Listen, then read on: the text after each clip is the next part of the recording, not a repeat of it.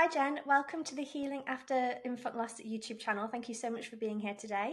Thank you for having me, Rosie. It is just such an honor to speak with you. Oh, thank you.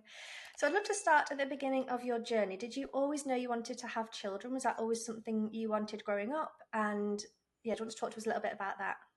No, it wasn't. And do you know what? No one's ever asked me that before. I think as women, we kind of assume that it's something that, we want when we're growing up. Yeah. We play wedding dresses and we plan how many kids we're going to have. And I never did any of that. And I was not really sure I Mm. wanted to have kids throughout a lot of my early 20s. And I think the thing that changed everything for me was when I met my husband. And he was a bit like me. He wasn't overly obsessed with the idea of having kids, but it was the first time that I could really picture my life with someone and a family. And it just felt right. And I knew from the moment that we started, getting a little bit more serious that that was something that I really wanted with him. So yeah, that was kind of surprising for me. It was not something that I had expected, but definitely it was all about him. Yeah. It's interesting how somebody completely changes your perspective on things and you can, have an idea of what you want in life and then actually it goes a different direction. Either way is completely fine, but it's just interesting how, had you met somebody else, maybe that wouldn't have been the path. And I don't know, it's interesting how it all works out that way. It is. You can never understand why the universe throws things at you in those ways. But yeah, never mind. It does. It all kind of makes sense in hindsight. So then you started your fertility journey. I saw that you started with IVF in 2017. Had you tried naturally before that, or was that your first experience of wanting to have a family and have children?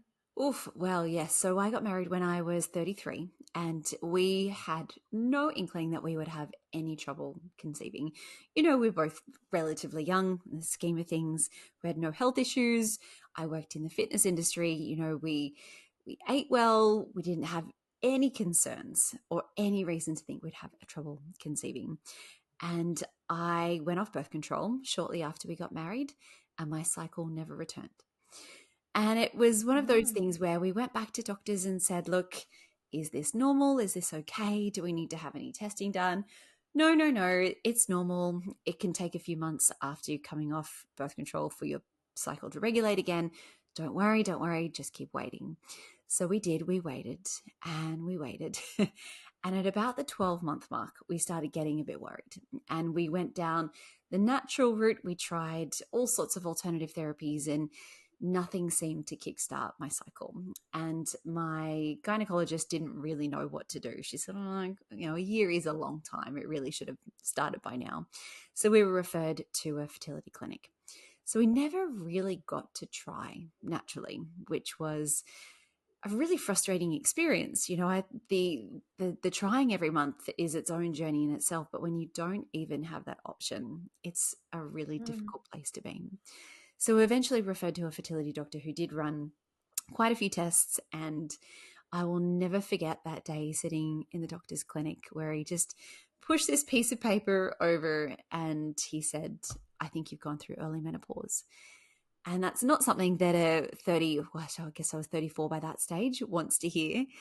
And he said, well, look, Mhm. we can try and get you to ovulate. So I was given a whole bunch of different medications to try and get me to ovulate.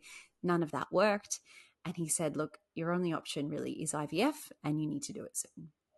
So, that was sort of not what we wanted to hear. Of course, no one really wants to go through IVF, but it's sort of seen as like IVF is the big guns, right? You think, well, finally something will actually help. But it didn't, and it didn't work. And that's where I think we really had to take a little look at our lives and say, well, maybe this isn't going to happen for us. And that was a really, really difficult time. Yeah.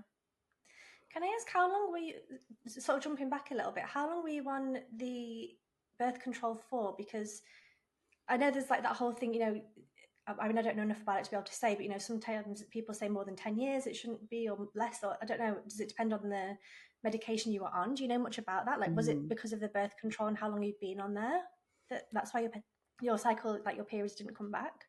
I think it really is very individual. And all of the women that I Mm. work with, I see all sorts. And, I have friends who had been on the pill for 2 decades, and the month they stopped, they fell pregnant naturally.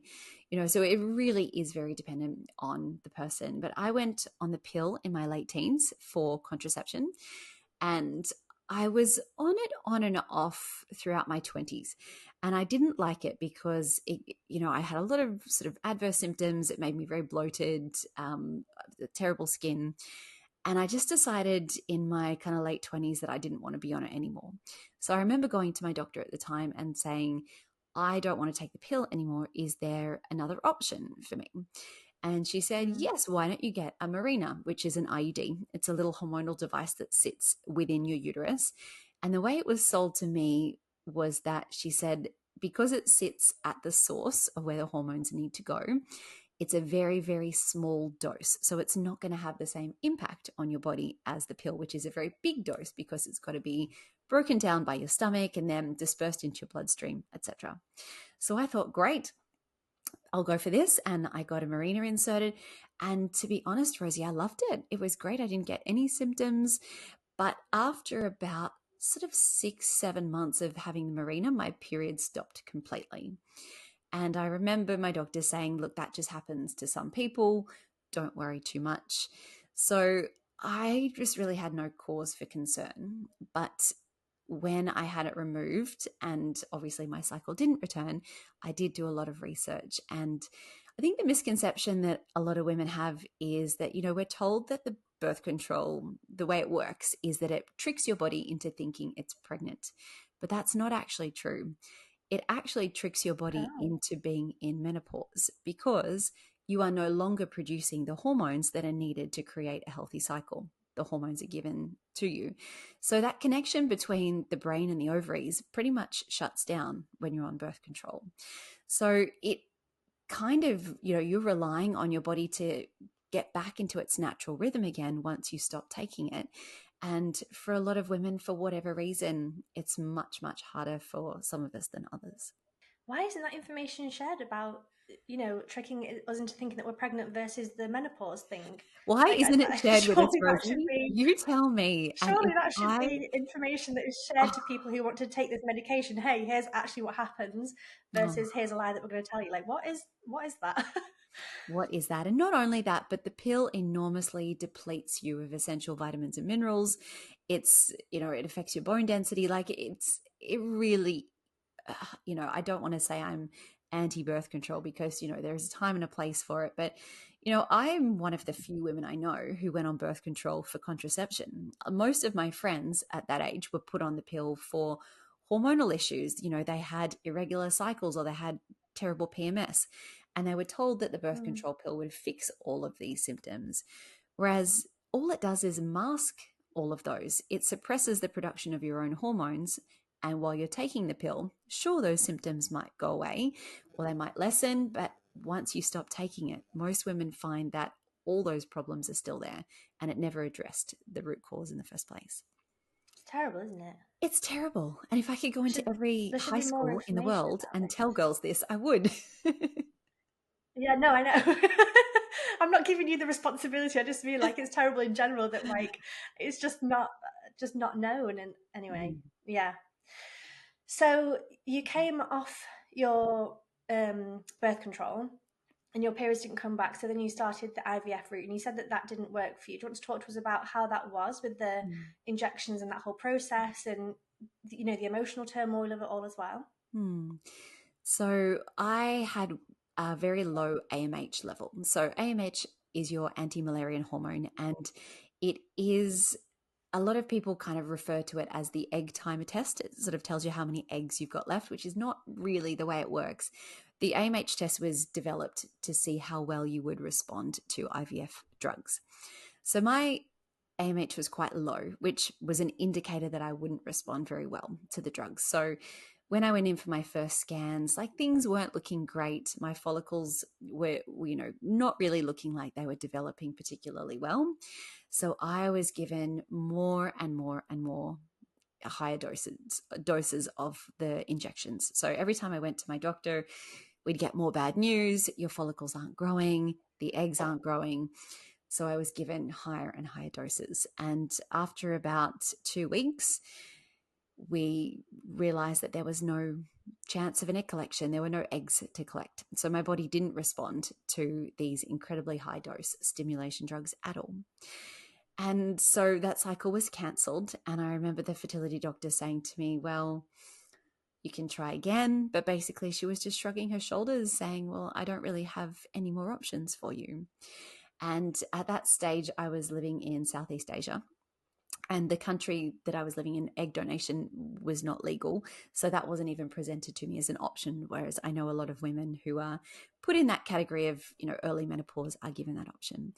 So we thought that was kind of it for us. We thought, well, I don't know where else to go here. If IVF doesn't work, I mean, sure, we can try again. But I had a few friends back in Sydney who had success with a particular fertility doctor, and they had like similar problems to me. Not exactly the same, but similar issues. And I decided to fly back to Sydney from where we were living in Thailand to meet with her. And she said, look, I think we can try something a bit different. There are a few different drugs that we can put you on, and we'll see how that goes. I also found a wonderful fertility naturopath that I decided to work with, and she changed a lot of things in my diet and my lifestyle and introduced a whole different bunch of supplements that I think made a really big change as well. And so we prepped for about 3 months for a second cycle. Flew back to Sydney to do all of the stimulation drugs, all the injections and the egg collection. And again, it didn't really go that well. Things were looking a bit better. We looked like follicles were growing, but we only collected 3 eggs from that cycle, and only one of them was mature, and only one of them fertilized. And for anyone who's been through IVF will know it is such a numbers game that, you want the most amount of eggs. You want the most amount to be mature so that the most amount can fertilize. And when you're left with one, you pretty much assume that's a done deal and that it's not going to work. But lo and behold, she was a little fighter. And that one little embryo made it all the way. And my daughter was born 9 months later. So that was my first journey of trying to conceive. And it still blows my mind that I was told basically that I would never have children, and we ended up with this one little embryo that did make it all the way. But we wanted to have 2 kids.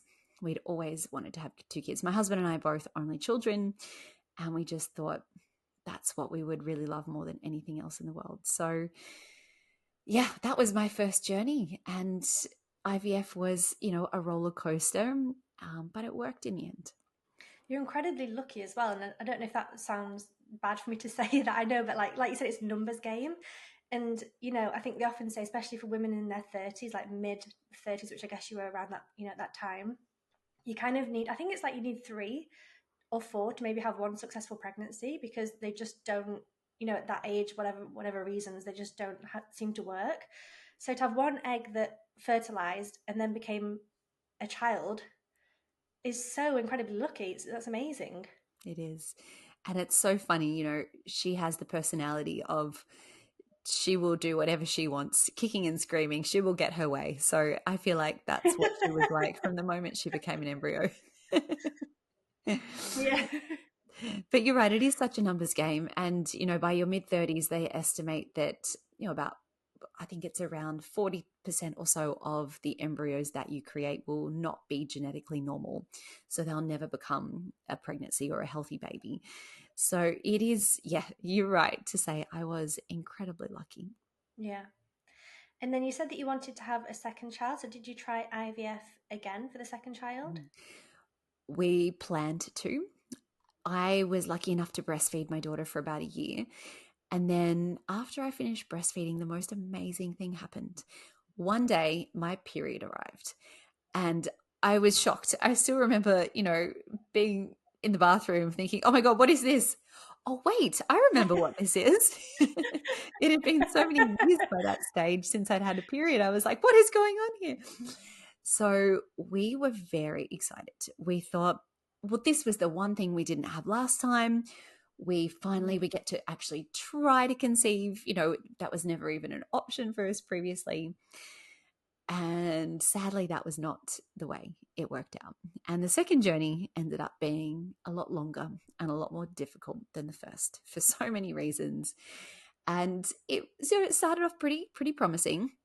So my cycle returned pretty regularly. It was regular, but on the shorter side. I think my cycle was around 23 to 24 days. And by this stage, I was 36. And I remember going back to my doctor and saying, look, we're trying to have our second baby. My cycle's regular. Is there anything I need to be worried about? She was like, no, just keep trying. You're good. Everything, I'm sure it'll all be fine. So we did. We kept trying. And after about 6 months, nothing had happened. So I went back to my doctor and she agreed to run a whole bunch of new tests. And we found out I had a thyroid condition. My AMH levels had dropped pretty much to zero by this stage. We found out that my fallopian tubes were partially blocked. And on top of that, we now had a bit of male factor fertility issues going on as well. So she thought, look, there's a couple of things we can try. We can time ovulation again. There are drugs that they can give you in order to induce ovulation and regulate it. And then she said, we can give you some progesterone to extend your cycle a little bit, perhaps support an early pregnancy. So we tried this again for 4 or 5 months and nothing worked. And she said, look, I don't know how blocked your tubes are. They don't look like they're completely blocked, but maybe it's worse than we thought. Your age, I think by this stage, I was 37. She said, look, your only option really is to go back to IVF. And we were so disappointed. We thought this was the one thing that we didn't have the first time, and it still isn't working. What are we doing wrong?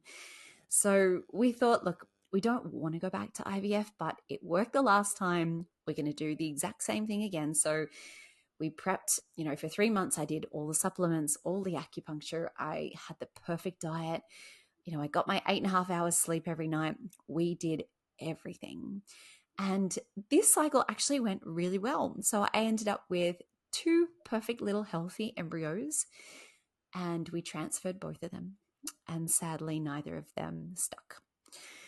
And this was so devastating. I think this was worse than, when the cycle didn't work at all in the first place. I thought, we did everything. We had 2 perfect little embryos and it still didn't work. What more do I need to do? And then on top of that, that last transfer I had was in March of 2020. And the day after I found out that I wasn't pregnant, we went into lockdown over COVID. And for anyone who was going through IVF in 2020, they would know that every fertility clinic pretty much in the world closed down because IVF was considered a non-essential surgery. And it was, so we thought, we've got no option to try again. We thought that was pretty much it for us. And that was probably my lowest point on the whole journey. I think it must have been so hard as well because, sorry to bring it back to the age thing, but again, like, when you're 36, 37, you're sort of at that age where time is of the essence. You kind of need to move quickly on these things because, like many people know, it doesn't always work the first go. It doesn't always work the way you want it to work. So, you spent all this time really trying to do the best you can and trying naturally and doing that for a couple of months and then doing the IVF thing. And it's just like, yeah. And then especially, like you said, like the world shutting down, like where do you go from there? Because time is of the essence. You want to get this done. You really want a second baby. So what did you do? How did you deal with all that? It doesn't help that, every second person reminds you of your age, and every doctor, the terminology they Sorry. use for, advanced maternal age when you're over 35. And oh my goodness, Yeah. it's really heartbreaking. When someone like me goes into an IVF clinic, it's hard for these fertility doctors because we don't respond well to treatment and the odds aren't great. And I think I was given like a 5% chance of IVF working after that. I had a follow-up appointment and he said, look, when the clinic opens again, we can try again, but know what your odds are going to be. And I thought, wow, that's pretty much the end of the road for us. So I really had this kind of rock bottom moment where, I was struggling with so much in my life. I had developed chronic insomnia. I'd be up all night crying in the bathroom, just like begging the universe to let me sleep. I just, couldn't be present with my husband, with my daughter. I just really, really struggled. And I felt like my body had completely failed me. I was the healthy one. I was the one who had always worked in the fitness industry, and I'd been an athlete growing up. I had a great diet, and I just thought, why can't I do this one thing that is so easy for so many other people? Mm. I had been a Pilates teacher since 2009. And over the years, I'd worked at so many different studios. And one of the studios I worked with, I met a lovely yoga teacher. And I remember she reached out to me around this time and she said, look, I don't know if you're interested, Jen, but I have a friend who teaches fertility yoga. Do you want me to put you in touch with her? Do you want to give it a go? And my initial reaction was like, no, I don't. I don't. What's a bit of yoga going to do? I've just been through another round of IVF. I've literally done everything. How is this going to help? But we were in lockdown. I couldn't go to work. My studio was closed. I had nothing else to do. And so I thought, what is one more thing? I will just try one more thing. So she put me in touch with this lovely lady who just was so supportive. She obviously only works with women who are struggling to conceive. And she just was empathetic in a way that I found really, really touching.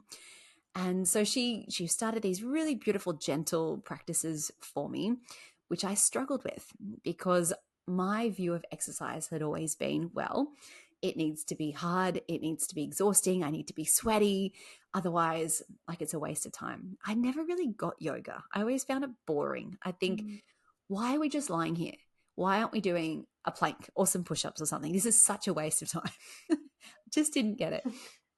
But honestly, it was the one thing that I had never done on my whole fertility journey, and that was just stop and slow down and ask my body for a moment what she needed. It was me this whole time pushing. Let's take this drug. Let's do, this treatment plan. Let's go and see this doctor. Let's take all of these supplements. And at no stage did I just really sit with my body and ask myself how I felt physically. And that was something that yoga really forced me to do. And I didn't really think too much about it. I thought maybe this is something that will help get me pregnant, but that's really as far as I thought about it. But after a few weeks of this regular practice, little things started to shift in my life. The first thing that I noticed was, I would wake up in the morning without this sense of dread anymore. It was sort of like this fog or this like dark cloud had lifted a bit. I found my husband less annoying. I was probably nicer to him. The poor guy, like anyone living with someone going through IVF, like bless them. And then bigger things started to happen. So my insomnia just disappeared. I remember it was Mm. like a 2-night process. It was one night where it took me a little while to get to sleep, but then I slept for the rest of the night. And then the next night, I just went to sleep. And for anyone who has had sleep deprivation will know that was life-changing. To be able to go to bed without that sense of dread and panic that you're going to be staring at the ceiling all night was just the biggest gift. And then other things started to change. I mentioned I had a thyroid condition, and without having changed any of my medication, when I went back to the doctor for testing, I would notice my results would start to come back better, and I hadn't changed anything else in my life. And then in July of 2020, I felt pregnant naturally for the very first time. And we were shocked, to put it mildly. It was something I never expected. As I said, I was given like a 5% chance of IVF working, let alone a natural pregnancy. I mean, who even knows where they get these statistics from? But we were absolutely blown away. And we went to the doctor. We had all of the blood tests. The pregnancy was confirmed. All my hormone levels were rising. Everything was looking so good. And then sadly, we lost that baby 8 weeks later. But as hard as that time was, and don't get me wrong, like, I was utterly devastated and I couldn't get out of bed. I couldn't be a parent. I couldn't, connect with anyone. It was incredibly hard for me. There was something playing at the back of my mind that I had done something that no doctor had told me was possible, that I had never seen was possible. And the only thing I had changed in my life was this yoga practice. And it's still like, I laugh about it now. It's very cheap, very easy, and so gentle. And I thought, I've spent tens of thousands of dollars on fertility treatments, and they never got me this far, except for my daughter. I take that back. Sorry. For that second journey, I had spent tens of thousands Yeah. of dollars. And, by this stage, I was 38. And I thought, look, if I did it once, I can do it again. So I went back and I retrained as a yoga teacher, and I found a wonderful training school that specialized in yoga for women and hormonal balance yoga and yoga for fertility. So I started just diving into all of these incredible practices, and they are ancient practices. And I put them all into practice in my own life. And at the very, very end of 2020, I felt pregnant again, naturally.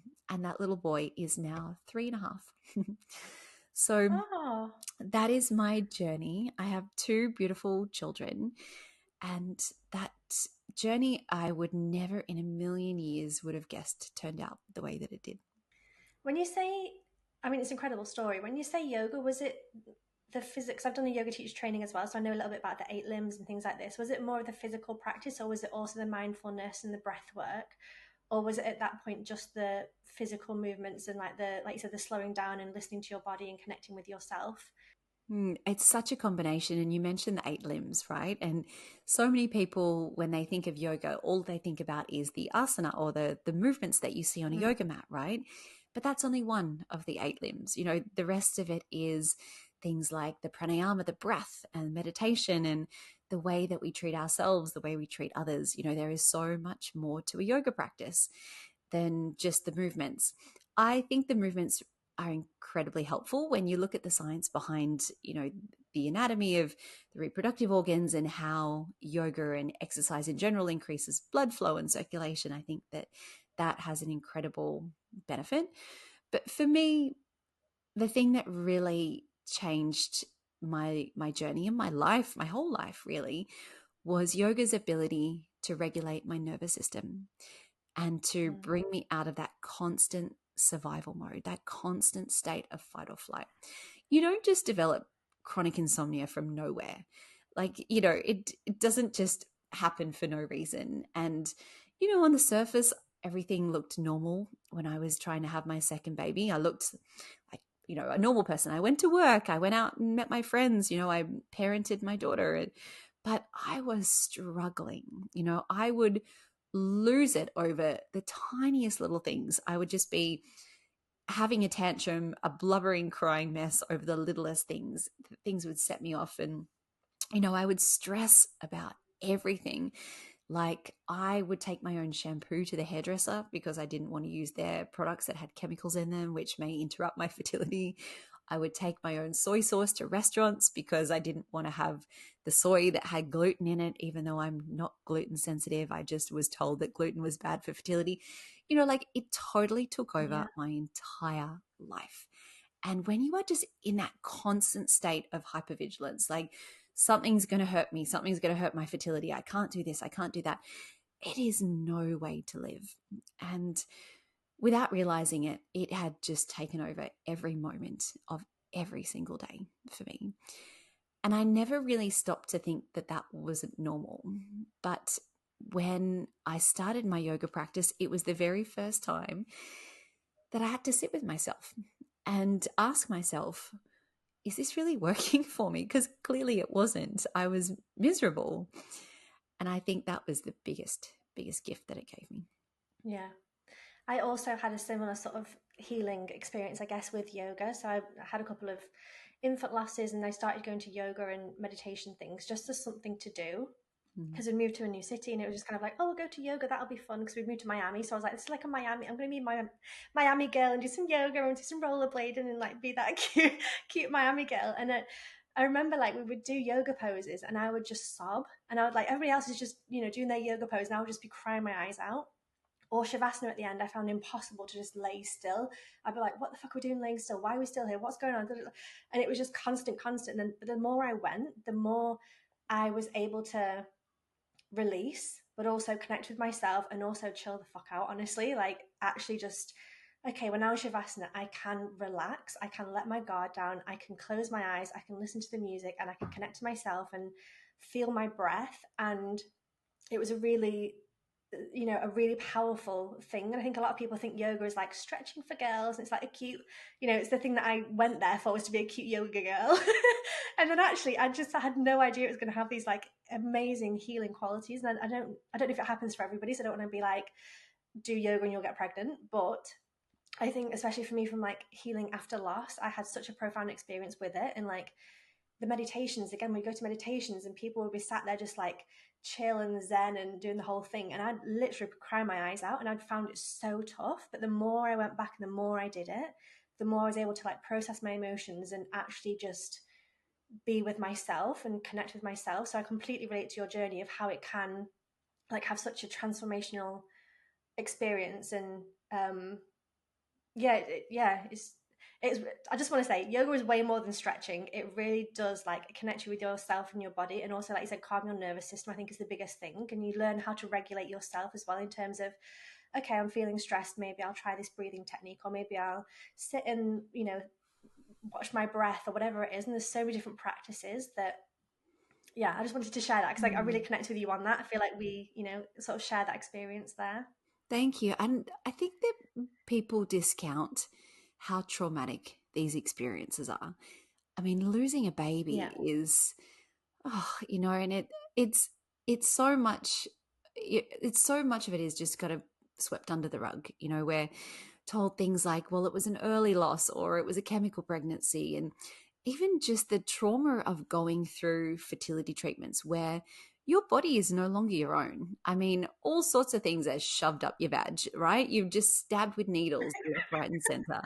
Like, it is endless. It's really traumatic, and people just have like quite serious medical trauma from going through all of these things, and it's such yeah, a deeply personal thing that you're going through. It's not like I don't know, you've developed a disease or something. It's like this innate, what is wrong with my body?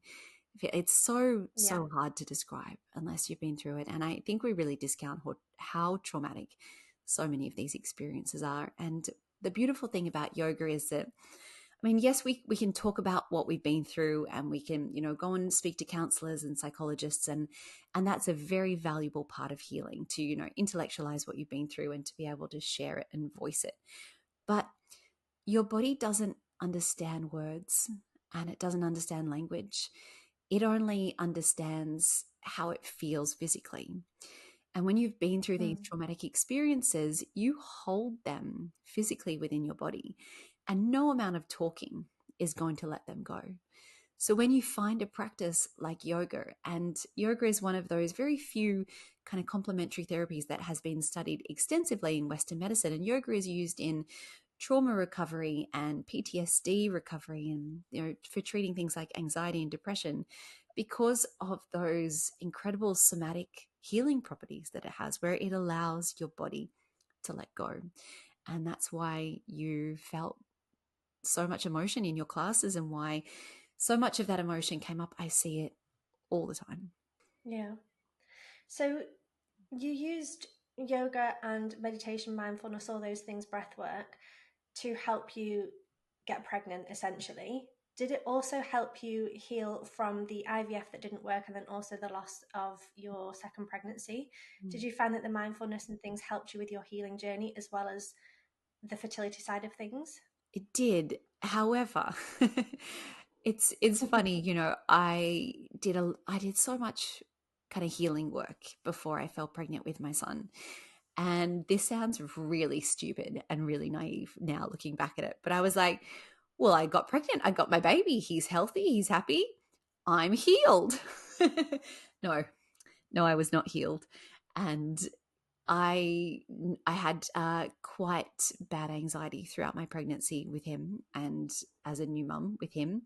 Even though it was my second child, I was anxious in a way that I never was with my daughter.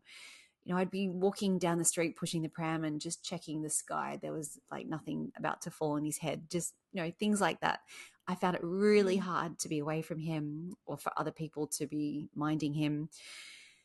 And, I thought that all of the healing work that I'd done had kind of gotten me through the trauma that I went through with my loss and with, rounds of IVF that weren't successful, and just the endless trying and the years of things, not going the way that we'd hoped. But then it sort of triggered me to start a whole new journey. And, when Archie was about 1.5, I thought, well, I've done a lot of yoga teacher training, but there's more here. There's more going on than just the, let's get pregnant, let's support our bodies physically. And that's when I went back and did a lot more somatic healing work and my trauma informed yoga practice. And I delved into transformational breathwork as well, which is a very, very intense style of breathwork, which is very much linked to trauma recovery as well. And so I don't think healing is ever done, really. I think, No. you know, to speak about my journey with you now, I speak about it a lot and I can get through talking about my journey, quite easily these days. But until about a year ago, I would just be in tears every time I spoke about my journey. And there's nothing wrong with that. And of course, there's so much emotion still there. But a lot of the healing work that I've done has allowed me to look back at my journey kind of in a bittersweet way and acknowledge what I went through. But it doesn't put me back into that same place where I am, bursting into tears and I can't get another word out. So there's a lot to be said for these practices. They are incredible. And now you're teaching yoga and breathwork and meditation. We're going to do a separate video talking about the benefits and all that, but would you like to talk a little bit more about what you do and how you help women who are going through this themselves? Gosh, it is just the light of my professional life. I've been teaching movement since 2009, and I've done that in so many different ways, but being able to bring these practices to women who are struggling on their own journeys is such a gift. And it's one I don't take lightly or for granted any days. So it's incredible. And, the one good thing that COVID gave me, I think, was pretty much everyone in the fitness industry took their business online during COVID. And I never thought it would work. I just thought, who is going to want to practice online when you've got the option of going to a studio? But it did. And oddly, when my studio opened again, I had clients that didn't want to go back to the studio. They wanted to keep doing online, which I just found wild. So it gave me the idea to start my business online. And, there's so much out there for women who are pregnant or women who are postpartum. But in terms of exercise and movement support for women who are trying to conceive, there's very little around. I mean, you're not going to go to a fertility trying to conceive class at your gym, are you? The way you would a prenatal class. So I think that Yeah. being able to connect with women all over the world, and I have students in 6 different continents, so every continent except Antarctica. And so it's amazing to be able to jump on these online classes with women from all over the globe and share in their journeys and just support them in whatever way that looks like. And I saw on your website you do private sessions, but you also have courses that people can take. So you can do one-on-one if people want more of a personalized experience. Mm. And do those sessions, are they typically yoga, or is it yoga and breathwork and meditation and somatic experiencing? I don't know much about that, so I'll ask you about that in the next episode, the next video that we film. But is it a combination of all of these different things, just depending on what the person wants on that day? Or are you very specific where like it's yoga or breath work, or it's yoga or meditation, or whatever it is? If we're doing a one-on-one, obviously it's really individualized and we can really look at what you're going through and what your goals are and what you want from your yoga practice. I mean, people come to it for different reasons, I find. But the group work that I do, I have online courses where you can go and practice in your own time at home, and you're guided through each phase of your menstrual cycle. There are different sequences for different particular fertility concerns, such as those with endometriosis or those with PCOS. And it's a really just lovely self-paced but guided course that you can do in your own time at home. But I also do kind of group classes and group coaching with people if that's something that they're interested Okay. in as well, which I think I really love the most. There's something really beautiful about bringing a group of women together who all get it. You know, they're all in the same boat. They're not going to say anything stupid like most groups of people do to those who are struggling with infertility. And it's just a lovely way for us to just share that collective energy and practice together. And it's, yeah, calming and fills up my cup. And yeah, I love it. It sounds wonderful. I'll be able to link the information in the description box.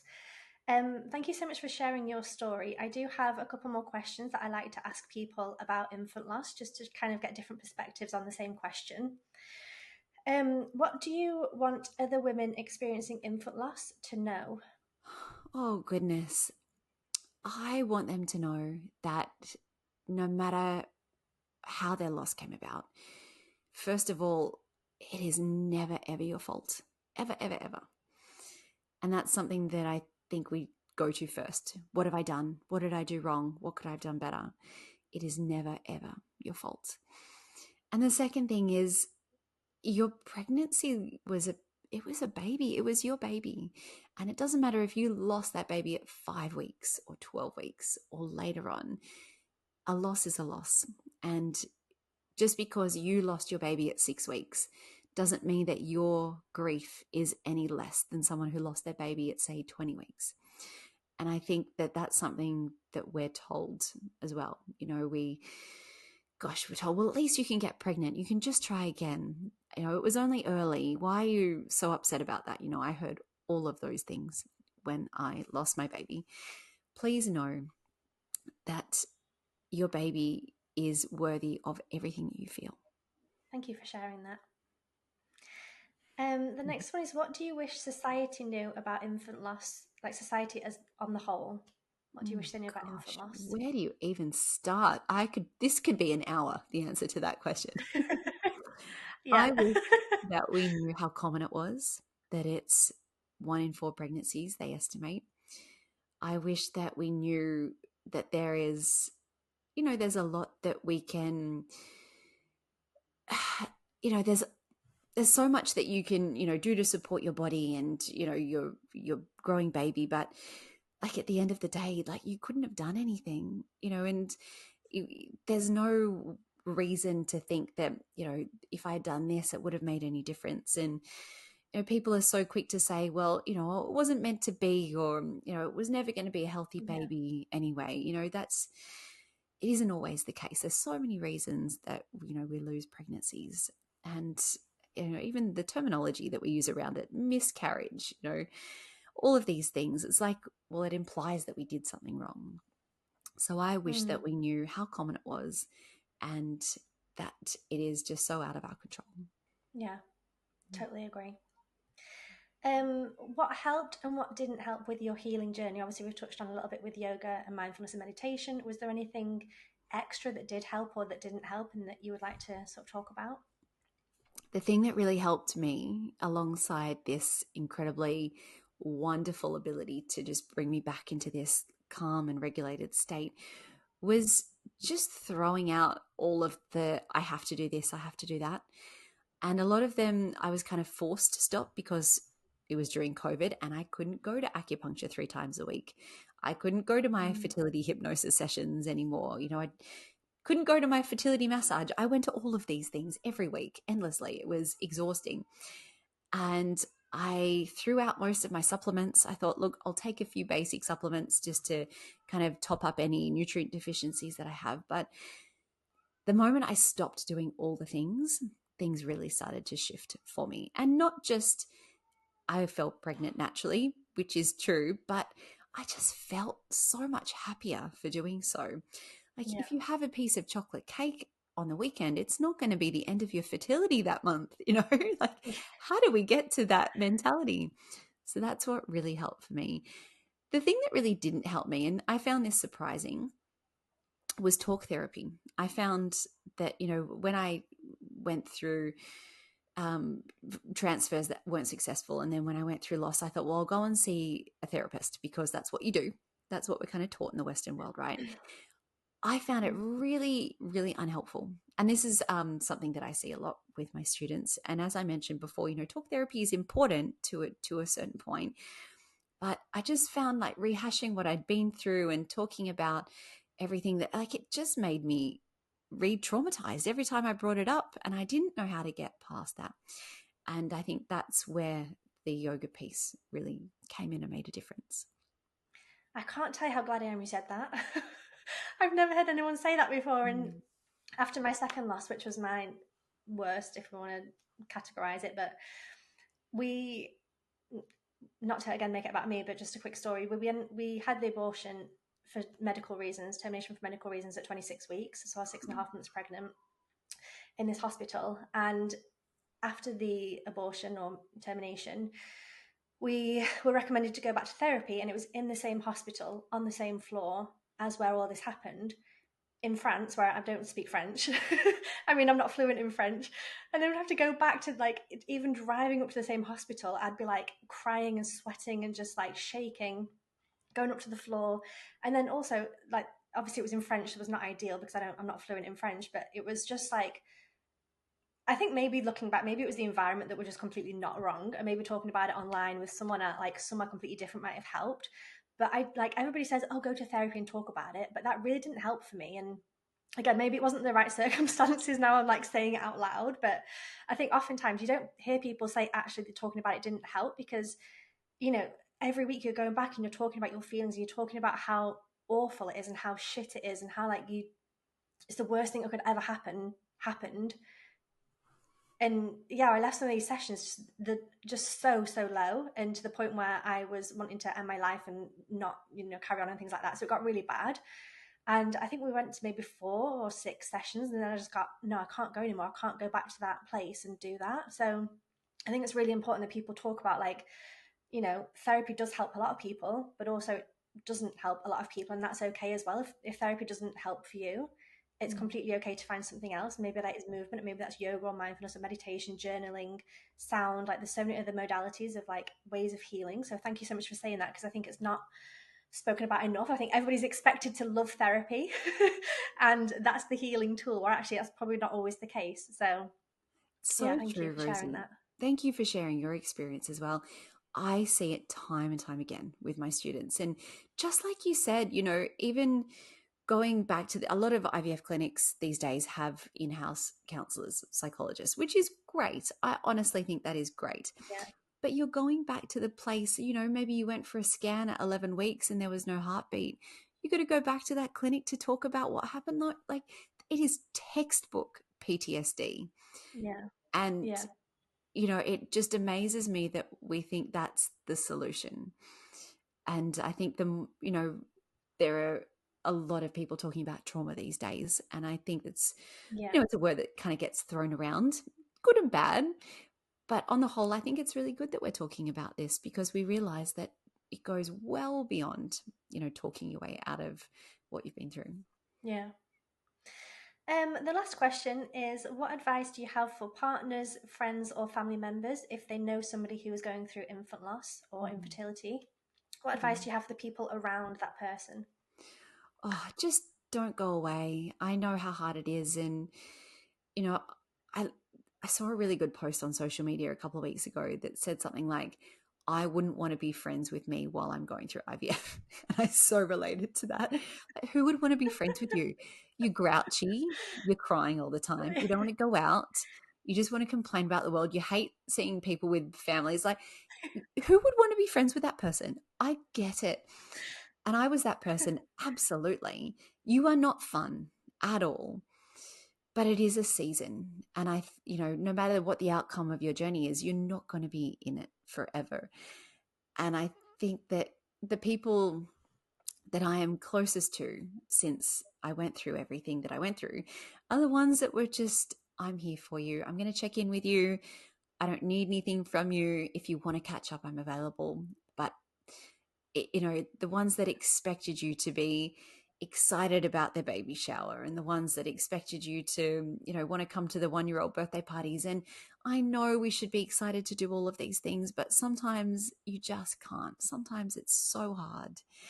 And the ones that Yeah, got that, and I think there were a few of my friends that didn't really like that, but, they didn't hold it against me, and they waited until I kind of came back to life. And I think that would be the biggest thing I could tell people is just be there. Try not to judge. It isn't about them, but it is really hard at the same time. So patience, empathy.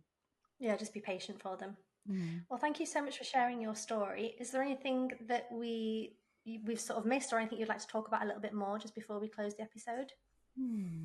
I think the one thing that I want women to know, if they're listening to this, Mm-hmm. is that they are so much more capable than they are told.